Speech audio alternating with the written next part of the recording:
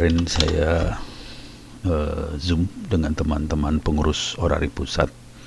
Orari adalah organisasi amatir radio yang suka online lagi, nge-break lah, on air pakai radio. Dan kebetulan ini dari bagian diklat, dan mereka minta tolong saya untuk membuat slide tentang satelit amatir radio. Ini slide-nya sudah saya bikin, gak banyak-banyak, untuk pengenalan bahwa amatir radio Indonesia juga bikin satelit sendiri, bersama-sama bekerja sama dengan teman-teman di LAPAN, Lembaga Antariksa sama Penerbangan Nasional itu. Ini slide-nya akan coba saya presentasikan. Kalau ada masukan segala macam silahkan ke Twitter saya ya. Wah, ini berarti harusnya dikasih email sama Twitter di sini. Nah, satelit itu ada banyak sekali. Kalau ini satelit yang gede banget, ini satelit telekomunikasi. Dan ini bukan punya amatir. Ini harganya 12 triliun yang kayak ginian. Jadi ini bukan punya amatir, nggak sanggup bikin sama belinya. Kalau yang kayak gini. Dan ini ketinggiannya tinggi banget, biasanya sekitar 33 ribuan kilometer di atas permukaan bumi. Dan dia berputar dengan kecepatan yang sama dengan kecepatan bumi. Jadi cepat banget. Kalau amatir radio, satelitnya kira-kira gini kecil. Ini contohnya satelitnya, satelit 8A2 yang atau 8 Orari yang bekerja sama antara 8 dan Orari. Ini ada beberapa antena. Ini antena-antena untuk radio di dalamnya. Oke. Ini satelit yang amatir radio. Ada banyak sekali satelit amatir radio. Ini kelihatan kita dapat nomor 86. Jadi semua satelit di Orari, di amatir radio dikasih nomor sih. O ini adalah Oscar, Orbiting Satellite Carrying Amateur Radio, disingkat Oscar. Udah gitu semua Indonesia diambil O-nya doang. Nah, I-nya itu Indonesia, O-nya Oscar. Jadi kalau dipanjangin sebenarnya Indonesian Orbiting Satellite Carrying Amateur Radio nomor 86. Tapi jumlah satelit yang amatir ada ratusan sih sekarang.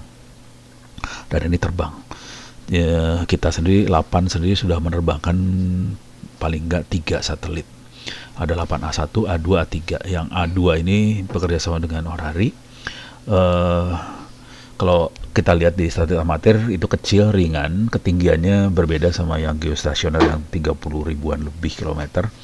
Yang di amatir radio itu cuma 700-an, 800-an kilometer ketinggiannya. Konsekuensinya dia tidak bisa berada di satu titik di atas permukaan bumi. Dia bergerak terus, relatif terhadap bumi jadi gerak gitu ya, karena kecepatan tinggi. Dan karena dia lebih kecil daripada satelit komersial, dia lebih murah. Murah itu relatif ya. Kalau tadi kan triliun yang komersial, kita tuh 1/1000-nya lah kira-kira daripada yang komersial. Jadi ini buat bikin satelit amatir butuh biaya sekitar 3 miliar. Tetap aja mahal dibandingin kita yang carry ya. Tapi intinya bisa dibuat sendiri. Dan ini contohnya pada saat teman-teman di LAPAN Ranca Bungur membuat satelit tersebut. Ini lokasinya pembuatannya di Ranca Bungur. Ranca Bungur kira-kira di Bogor, di daerah Bogor pinggir lah, dekat airport TNI AU, Atang Sanjaya, kira-kira daerah situ tempatnya. Nah, kenapa kita pakai satelit? Kalau kita lihat sederhana aja. Kalau kita tidak pakai satelit, komunikasi radio ini jaraknya dekat banget. Paling bisa sampai 10 km gitu ya. Untuk memperjauh biasanya kita pasang relay, repeater. Itu kadang-kadang di gunung, kadang-kadang di gedung, segala macam supaya bisa lebih jauh. Tentunya kalau relaynya makin tinggi makin jauh. Nah, artinya apa? Kalau kita punya relay pada ketinggian 700 km, ya jauh banget, jauh sekali nih jaraknya antara, karena ini satelitnya ketinggian 300 km, jaraknya bisa jauh sekali. Intinya itu aja. Dan ini satelitnya saya balik gambarnya supaya antenanya ada di bawah, dia komunikasi ke HT-HT ini, walkie-talkie. Oke, jadi yang tidak pakai satelit jaraknya dekat, dengan satelit jaraknya jauh dan bisa internasional. Makanya teman-teman di LAPAN bisa, teman-teman yang pakai satelit ini bisa komunikasi internasional. Dan ini kita bisa yang komunikasi adalah pakai peralatan walkie-talkie seperti ini, cuman antenanya diganti, bentuk antenanya kira-kira seperti ini. Ini salah satu jenis, bukan modifan antenanya. yang bisa kita pakai. Ini bentuknya kayak antena TV Yagi gitu, tapi ini ada dua frekuensi sih sebenarnya. Ada yang kecil itu UHF, yang gede VHF.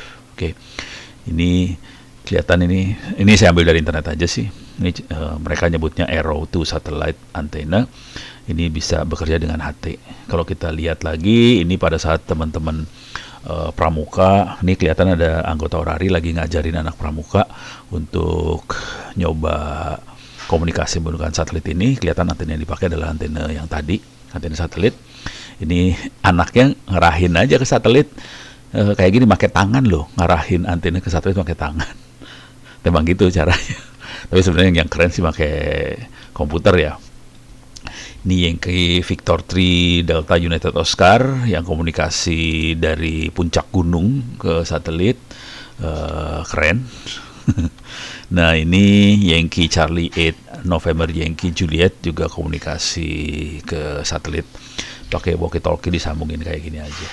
Oke, demikian, mudah-mudahan bisa memberikan gambaran bahwa ya ada satelit yang bisa kita buat sendiri, khususnya di amatir radio, dan banyak anggota amatir radio di Indonesia yang menggunakan satelit ini.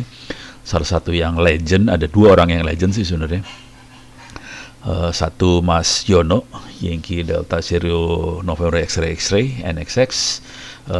Satu lagi Pak Ihsan, Yankee Delta Zero, lupa lagi call sign-nya. Karena dia adalah yang salah satu yang bikin satelit ini sih sebenarnya, Pak Ihsan itu. Pak Ihsan adalah yang bikin satelit 8A1 dan juga A2 kayaknya. Dia dari 8 Raca Bungur, cuman saya call sign-nya nggak hafal. Oke. Demikian, mudah-mudahan bisa memberikan gambaran pada Anda tentang satelit amatir radio ini.